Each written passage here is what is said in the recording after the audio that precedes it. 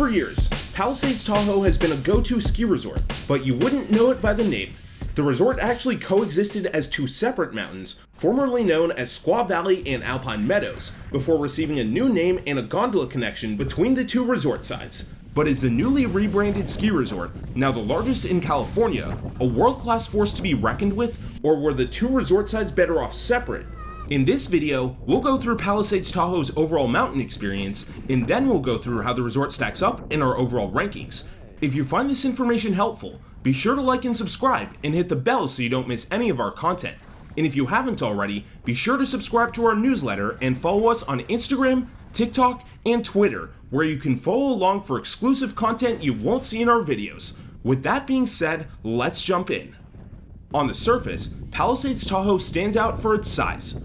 At 4,030 skiable acres, Palisades Tahoe dwarfs all of its Tahoe competitors and offers a footprint only matched or exceeded by the largest mountains in North America.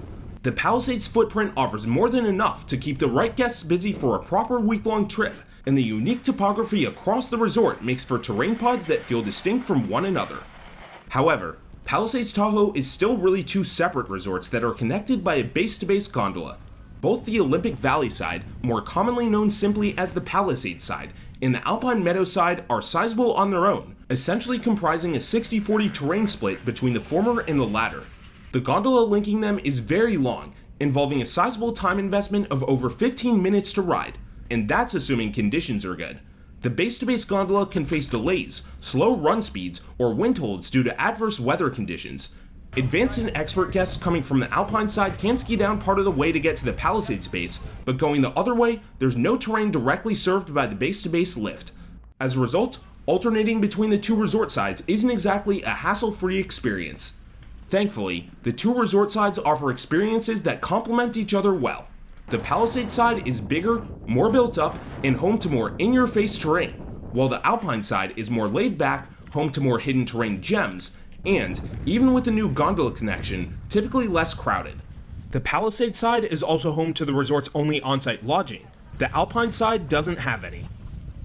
Palisades Tahoe is not an ideal resort for beginners, although for less experienced guests who do visit, the Palisades side is the better choice. The Alpine side's beginner experience is a complete afterthought, with just two green trails on the entire resort side, and both of them being what are essentially bunny hills. There are some easier blue trails that could reasonably pass for greens, but they're hard to distinguish unless you know the mountain well. The Palisades side actually offers some pretty solid green terrain under the right circumstances, with a high alpine learning zone directly served by 4 lifts, including one high-speed 6-pack and one magic carpet. However, this zone is very exposed and susceptible to harsh weather, making the conditions less than ideal for beginners when windy or stormy conditions arise. In addition, there's no green route to get back to the base, meaning those who aren't comfortable with more difficult terrain will need to download a lift to leave the resort. This also means that beginners cannot directly ski or ride between Palisades' first venture bunny hill zone, which is located at the base, and the high alpine green terrain. When it comes to intermediate terrain, we'd argue the Alpine Meadows side is better. The vast majority of Alpine side terrain zones offer multiple enjoyable blue cruisers, leaving plenty of groomed options for intermediates to explore. Some of these runs are easier than typical blues, while others are harder, but after a bit of exploring, it's pretty easy to find your way around. The Palisades side does have some decent intermediate areas, most notably the Upper Mountain, Gold Coast, and Shirley Lake pods. However, many terrain zones on the Palisades side of the resort lack blue terrain entirely. And when it comes to leaving the resort from any Upper Mountain area, Palisades side guests who don't want to download the Funitel will need to take the perennially congested Mountain Run Trail, which often gets so crowded it's more dangerous than fun. That said, both resort sides offer decent, although not class-leading, terrain park setups.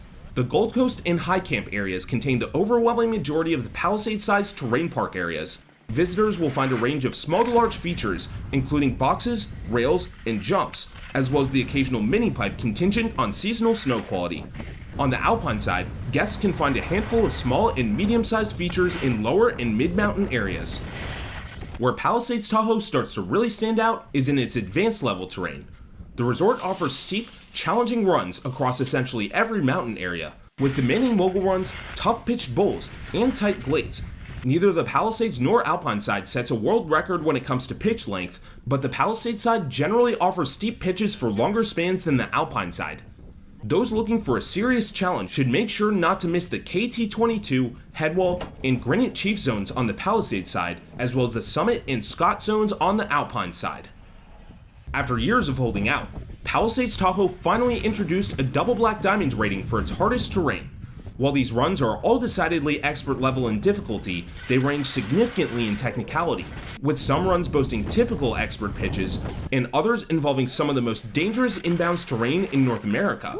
Both the Palisades and Alpine sides involve trails that require mandatory straight lining or cliff drops in order to get down, and many of these runs can be accessed without any hiking required. That said, a notable portion of Palisades Tahoe's advanced and expert terrain requires hiking to reach. These lines take a bit of effort to get to, but none of the hikes take more than 15 or so minutes, and often host untouched powder longer than other resort areas.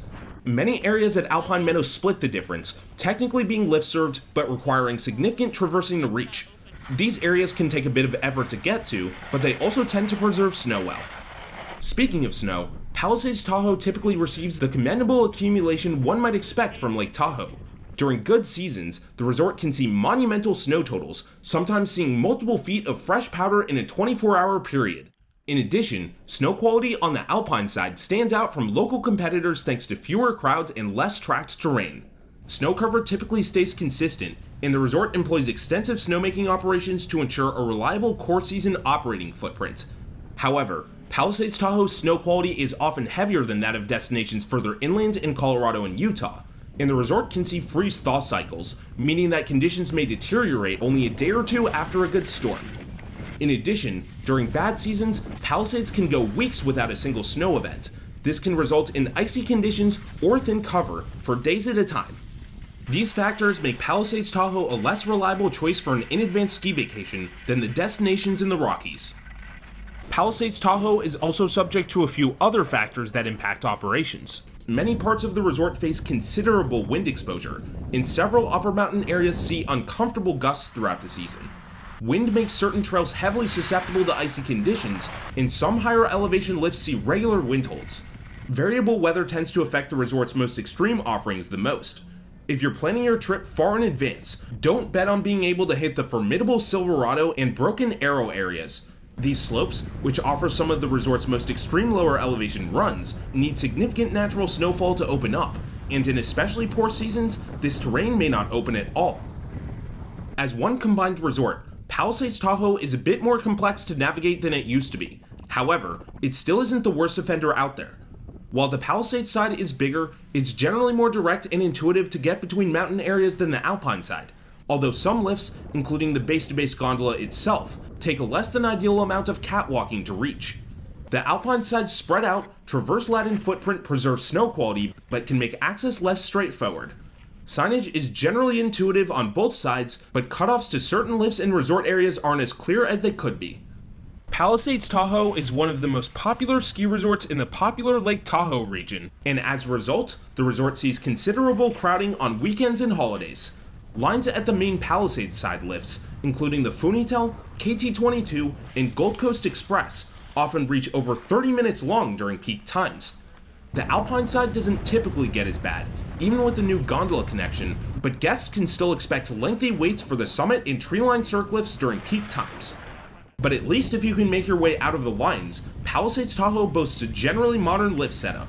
Most key resort areas offer high-speed lift service, and the Gold Coast Funitel, which provides the main link from the Palisades side base to mid-mountain areas, features a unique dual-cable support system that gives it extra wind stability. The resort has replaced a number of slow, fixed-grip chairs with high-speed lifts in recent years, including the Red Dog chair on the Palisades side and the tree-lined cirque chair on the Alpine side. However, a few lifts across the resort do remain slow. Thanks to its California location, Palisades Tahoe often sees milder winter temperatures than other popular destination ski resorts. But even when weather conditions become uncomfortable, the resort features a number of lodges to stop in for a break. The Palisades side boasts two large, multi-level mid-mountain lodges with a number of dining options, while the Alpine side only has one true out-of-base facility, but has a very large base lodge with plenty of room. The Palisades side's expansive main base area offers an array of facilities with plenty of seating even during peak times, while the satellite resort base also offers public dining and bathroom facilities. Palisades Tahoe is a few miles west of Lake Tahoe itself, and the resort sits about 3.5 hours from the San Francisco Bay Area with no serious traffic.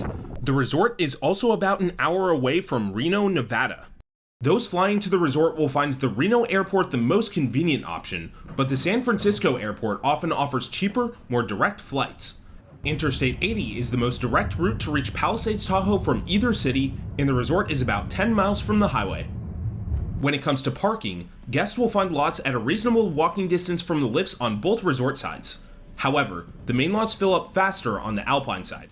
Overflow parking at Alpine is really inconvenient, requiring a pretty long shuttle ride, but reasonably accessible parking on the Palisades side often stays open well into the morning.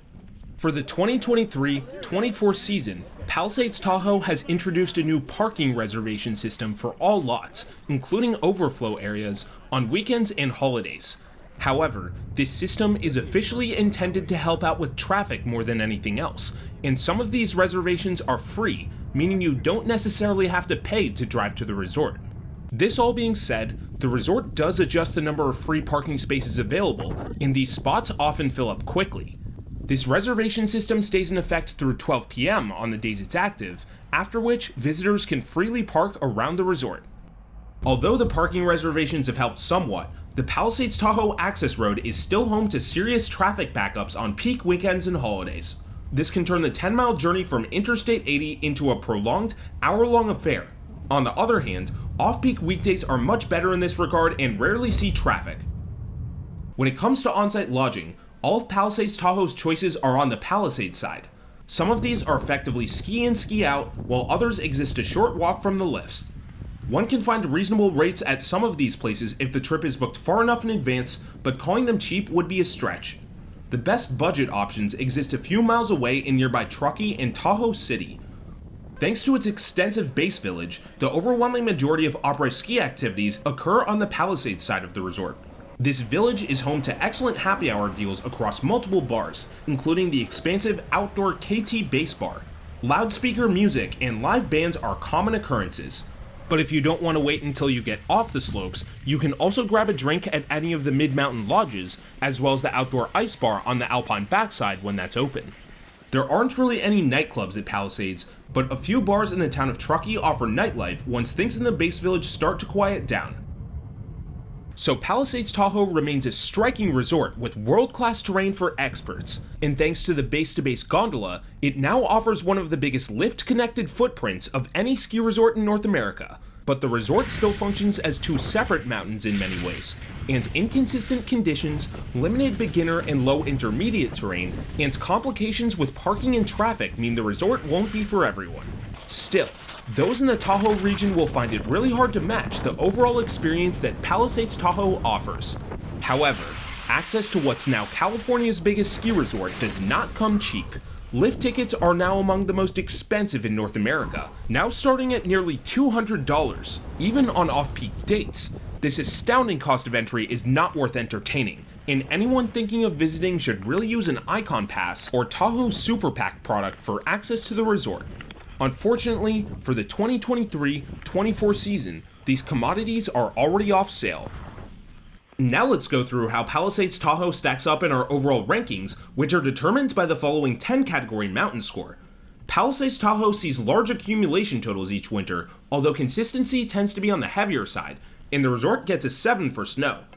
Palisades Tahoe typically keeps its fundamental terrain zones open, but unreliable snowstorms and significant winds result in significant terrain closures throughout the season, getting the resort a 5 for resiliency. Palisades Tahoe claims a 6,000-acre footprint, but based on our measurements, only 4,030 of those acres are skiable, but this still earns the resort an impressive 9 for size. Palisades Tahoe may not be the tallest resort out there, but it offers a wide range of terrain types across its sizable footprint and earns an 8 for terrain diversity. Palisades Tahoe is one of the most challenging ski resorts not only in North America, but perhaps anywhere in the world, and earns our highest score of 10 for challenge. Palisades Tahoe offers high-speed lift service to a significant majority of its terrain, although a few primarily expert-oriented areas are still served by fixed-grip lifts. 24% of Palisades Tahoe's terrain requires hiking to reach, and the resort gets a 7 for lifts. Palisades Tahoe has plenty of uphill capacity across its extensive footprint, but the resort still gets packed on weekends and holidays, and it gets a 5 for crowd flow. Palisades Tahoe's on-mountain lodges are generally sufficient to accommodate guests who want to stop in for breaks, although the infrastructure on the Alpine side could use some work, and the resort gets a 6 for facilities. Getting between the Palisades and Alpine sides via the base-to-base gondola can be stressful, but getting around each individual resort side doesn't get much worse than a handful of flat catwalks, and the resort gets a 6 for navigation. And finally, mountain aesthetic. Palisades Tahoe stands out for its unique topography and stunning lake views, and the resort earns a 9 in this category. These categories add up to an overall score of 72, placing Palisades Tahoe second in California, first in the Lake Tahoe region, and 20th overall. Palisades Tahoe certainly has its reliability issues, and it's not exactly easy to access all its terrain zones in one day. But there are few other mountains that can offer the same stunning views, perilous challenges, and big mountain vibes. There's no doubt it's a bigger risk to book an in-advance trip to Palisades than a place like Mammoth, but if you're within driving distance and can time the conditions right, or you just want to fly there and chance it, you could end up having the time of your life. For more information on Palisades Tahoe and over 90 North American ski resort destinations, check out peakrankings.com. See you for the next one.